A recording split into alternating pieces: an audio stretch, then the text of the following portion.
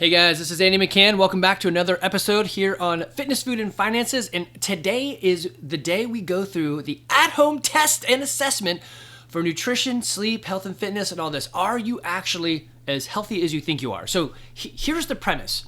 I've got a lot of buddies that are in the age around 50 because that's how old I am. And I look at them and say to myself, oh dang, they're in trouble. They look at themselves and say, no, I'm totally fine. I've had some of my peers come to the gym with me or do a thing with me or just go on a walk or a hike with me. And they're like, damn dog, I can't keep up. And you're like, of course you can't. I've been doing CrossFit for 20 years. Do you think we're even? I may look like a small little punk, but I am a small punk. I'm only like 5'8" and about 160 pounds. And I don't exude, oh, damn, look at that guy. He's like sexy hot. I don't take testosterone. I don't take any drugs. So here's the thing. You can be just like this, like any of these guys out here, or women, whatever, if you just take care of yourself a little bit. It doesn't take much. But here's my fear and my anxiety for you guys is we're in the group where probability bias has got us by the balls, and we just don't understand that we are the probability. We are, like, probability bias says, oh yeah, that won't affect me. Oh, I can go to Las Vegas and I can win. And the answer is you can't. There is a city in the desert because probability is on their side. So probability bias says it won't happen to me. It is going to happen to you. So the statistic says that 50% of the people born in your birth year will be dead before they hit 75. Holy crap. This is me trying to tell you, wake up. You need to do something. All right, I'm going to go freshen up my coffee and then walk through some of these with you. Hold on.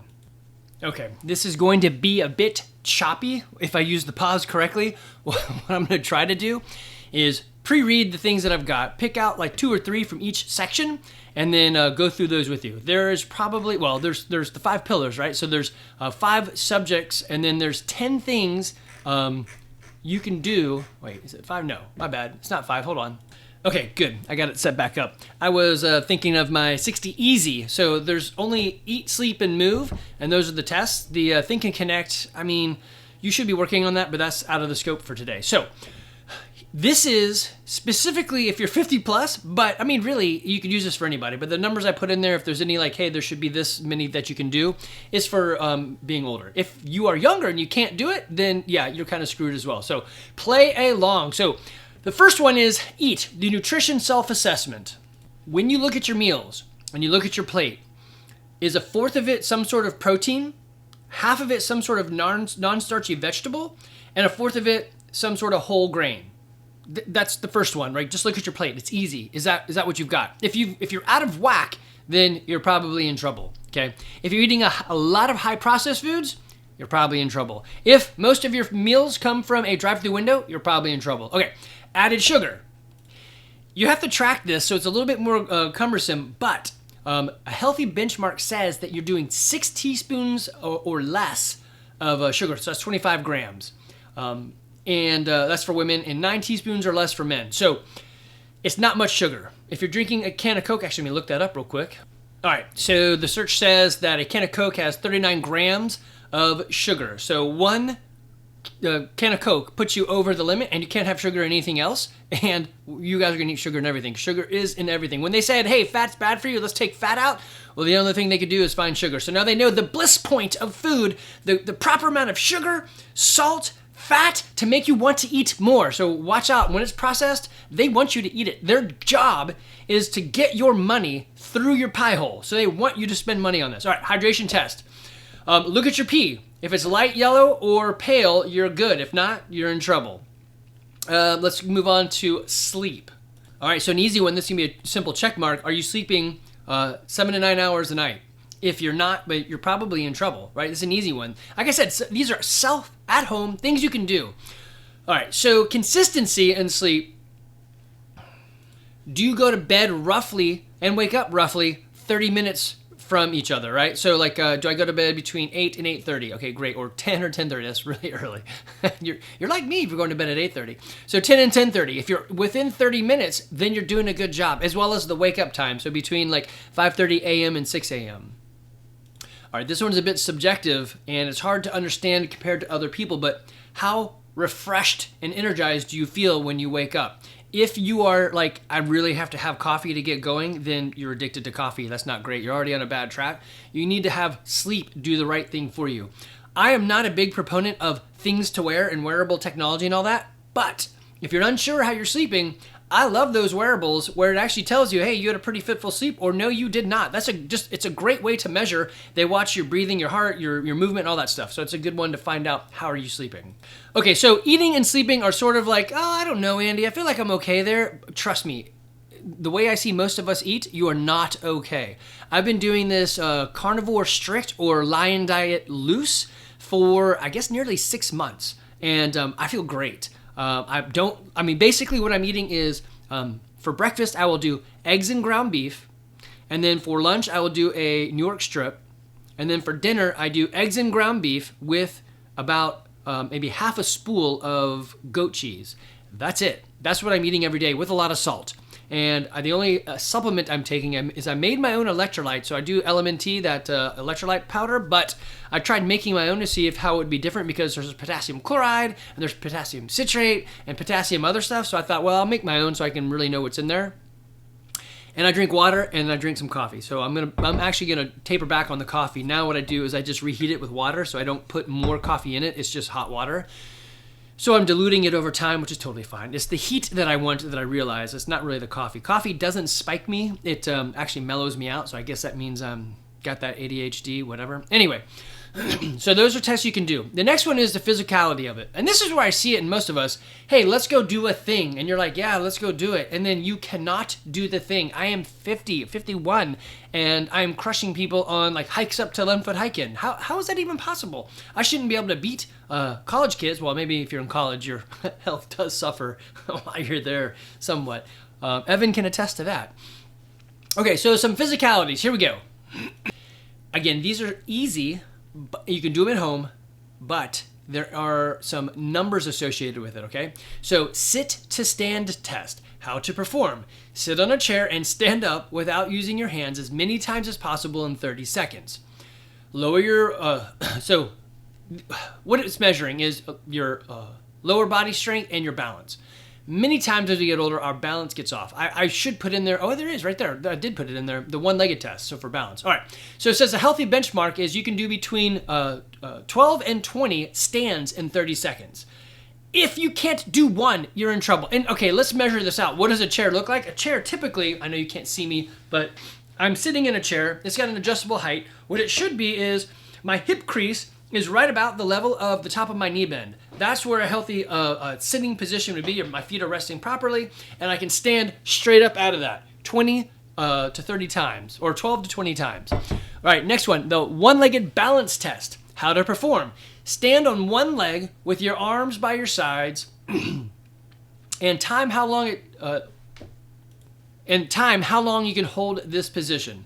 So it's going to measure your balance and core stability. You should be able to stand there for 20 to 30 seconds on each leg without falling over. Now, if you really want to be tricky, shut your eyes. Your balance will go haywire once you close your eyes. All right, plank test.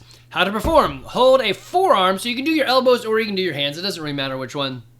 Plank position for as long as possible without breaking form. Here's the trick in this one. You need someone else to watch you, because most of what you guys do is you pike your ass way up, and that, or some amount, and that is not a pike, or using a plank. You're not engaging your core the way they're asking you to. You want to be straight. And if you can't get straight, that is a problem. So if you're looking at the picture, if you're watching this, you can see my arm. It's just, straight like this. Now, if this is my back, most of us will do this number where your ass goes up. You want to be straight. So you're going to have somebody else watch you. If you start pushing up, it's over. If you fall, it's over. And you should be able to do this for 60 seconds or more for men, and just under 60 seconds for women. I mean, really, I think a women's core is going to be typically stronger, but there we go. Okay, next one of my favorite, and I just had one of my buddies do this at the gym. He's like, I can't squat deep anymore. I've lost that. And I was like, I don't think you've lost it. Let's try using a door jamb or a bar to see how low you can go. And he's like, holy crap, I can still do it. I just don't have the balance for it. I'm like, that's right. Okay, so it's a deep squat test. How to perform. Squat as low as you can while keeping your heels on the ground and arms outstretched forward. So basically your arms give you that balance. I would even say If you need a door jamb, you can use that, see how low you can go. What it measures is lower body strength, ankle mobility, and hip flexibility. The healthy benchmark. Your thighs are parallel to the ground. So what we typically say in CrossFit is our hip crease is below the top of your knee. So, or lower without losing balance or form. So the other thing, you want your back to be in a good position. So it's basically if you're standing tall and you squat down, your back's still in that good position. You're bending at your hips, not arching out your back, and not going out over your, pushing your knees over your toes. So you want your heels down. Now, I am a fan of knees over toes if you train it, but that's not what we're doing here. We're testing your ability to stay balanced and controlled. Also, what you're going to notice here is that if your body design is off because you're eating poorly, then you have too much mass in the back and it's going to tip you over, and you've got to push forward to stay balanced. So that's another indicator of, hey, I'm not eating right. Okay, sitting and rising test, how to perform. Cross your feet and lower to a seated position. So basically you're going to that Indian style sitting. I don't know if you can say that anymore, but crisscross applesauce, whatever. And then stand back up without losing your balance or using support. Deduct a point for each instance of using your hands and arms or knees for support. Deduct half a point for balance. So I don't know exactly. Well, anyway, there's some points. So I did steal some of this from other people. But anyway, the idea is I'm just simply lowering myself down unsupported in that crisscross applesauce style, right? So it's, again, mobility and balance. These are some things we lose as we get older. They say once you hit 62, if you trip and fall, you're probably going to break your hip. And if you break your hip, you're 33% more likely going to die that year. So balance and stability is big time, right? Healthy benchmark. You should be able to get up and down about, or score yourself 8 times, all right? So you're going up and down 8 times, but then deduct those points. All right, next one. Push-up fitness test. How to perform. Do as many push-ups as you can in 2 minutes with proper form. Again, it looks a lot like a plank. Adjust for knees if needed. So you can drop down to your knees, but you'll do way more of them, but at least we're in that right position and we're understanding that we can't do them from our toes. So we're already in trouble. What it measures is upper body strength and endurance. Healthy benchmark. If you're below 50, if you get, ages 49 or 40 to 49, if you do less than 10, you're fair. 11 to 14, you're good. 15 plus, you're excellent. How many could I do? So you could break it up and rest in 2 minutes. Man, I could probably do, I feel certain that I could do 30 in 2 minutes. I'd have to actually test that out. Maybe I should do this for the gym. How many push-ups? We used to do that a long time ago. It was a bunch of 1-minute exercises. How many could you do? But yeah, so CrossFit definitely does what it says. I would probably only do 3 at a time, and then I would rest because I know I'll burn out. So I know how to kind of expand my abilities by understanding my decrepitudes. Okay, next one is a vertical jump test. From a squatted position, jump straight up. How high do you get? So one thing you could do is have one of those, I'm going to like tap or hit some sort of marker at the top when I jump, so you can see that height, so somewhat consistent.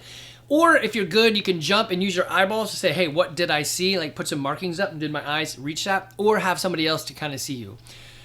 So what it measures is your lower body power. So it is strength, but strength divided by time is your power. So you're exuding the strength rather quickly. Women, you should be able to hit 15 inches. Men, 20 inches. I would say you could do it to a box, but typically what people do is once they jump, they bend their knees to land. And so you're going to get a higher box than you would higher on your head because you're artificially getting taller because you're lifting your legs up. All right, last one is the 3-minute step test. How to perform. Step up and down a 12-inch step with a metronome or any sort of timer for 3 minutes. Measure your heart rate immediately after. So you could set the metronome or whatever, to a different beat. What they're trying to say is, I'm going to elevate your heart rate. So if you do this and you set it so low that your heart rate doesn't go up, then no bueno. What you could say is, I am going to step for 3 minutes, and that's going to be my baseline. And then it says, test your aerobic capacity.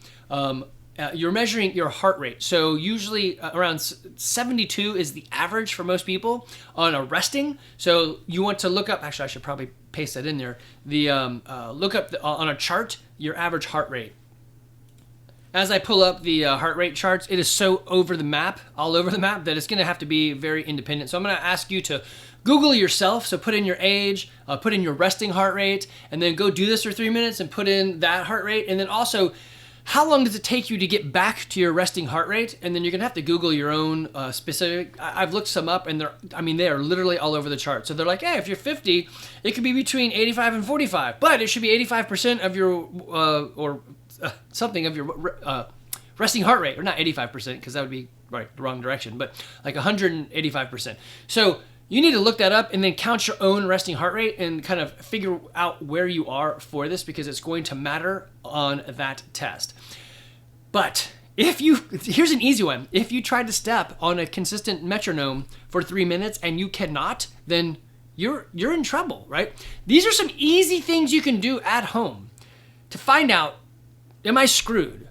Here is the unfortunate answer. Yes, for many of you. It saddens my heart when I see my people and they don't even know. And I don't tell them, because I stopped solving people's problems unless they ask. Nobody wants to hear, hey, you're in trouble, you should probably do something. I'm doing what I can and offering solutions, like freebies, like, hey, if you're in my men's group, come to the gym with me for a month. Let's see how it goes, right? Some of them took me up on it and they're like, dang, I'm out of shape. Some of them are like, nah, I'm good. I know, well, even all over the place. You can kind of look and tell. And when we hit this weird age of 50, we're like, okay, our kids are kind of older. I have time to do something for myself. This is a great time to reinvest into your health and fitness. Okay, I know many of us haven't. The other one that really sparks my heart of joy is when I see young dads come into the gym. They're like, hey, my wife just had a baby and I want to be around. I'm like, that's exactly it. The reason why I do what I do is I want to be healthy and fit enough to coach my kids in soccer. What does that look like? Well, it looks like what I look like right now. It doesn't, I have to be, well, they have to like me, right? Otherwise I'm not their coach. And I have to be physically fit. I have to be trim. I have to have energy. I have to have some strength. I got to have a good mind, because I have to coordinate a team and program practices. So all of this is going to go into it. I'm going to copy and paste this. It's in a Google Doc right now. I'll put it in the show notes. It'll be on the podcast and YouTube, and you can go through it. It's not hard. It's an easy self-assessment. Where do you stand? Unfortunately, 99% of you that do this are going to be like, I'm screwed. Yes, you are. If you don't do anything. The great news is you can do stuff. Here's another great piece. If you're like 85 and you're like, well, I haven't really done anything. I'm 85. Still, do something. Here's the other one. You're at 85, you don't really have that many years left anyway. You don't have to do too much, but you can take a lot of medical advantages that I just wouldn't take right now. Like, take some testosterone, take some hormone replacement therapy, because you're 85. What is it going to matter really anyway? If you haven't done anything, get all the help you can. Why not, right? If you've got money, then you can do some other things like this blood cleaning thing, this machine. I love it. I love the idea of it. A little scary, but they take your blood out of your body, run it through a machine, and bring it back in, and it basically blows ozone and other to trap all of the junk, to get it out of your blood.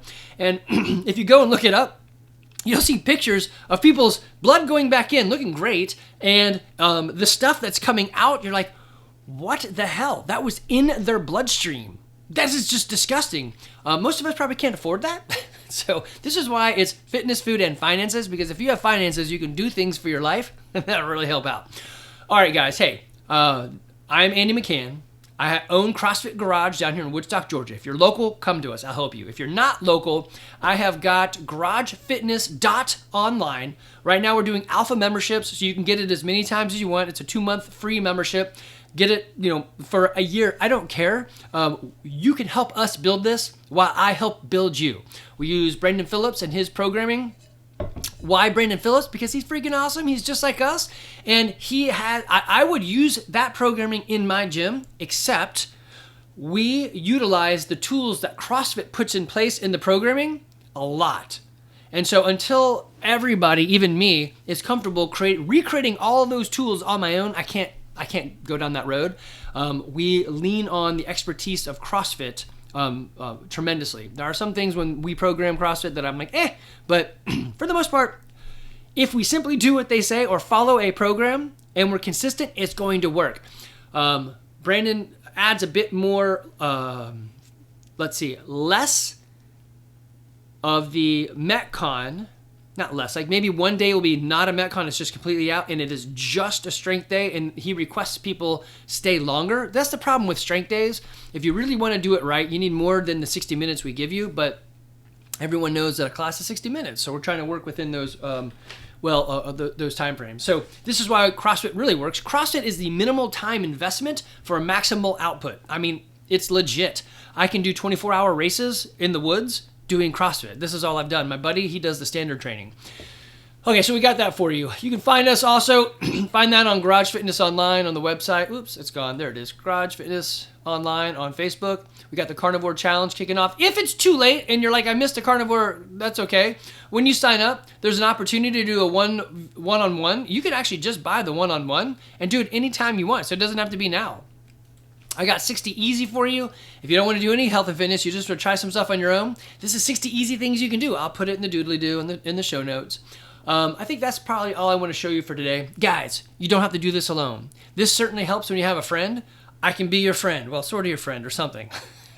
I want you to be healthy and fit. Take the test. Find out where you are. Fix it. It's not too late.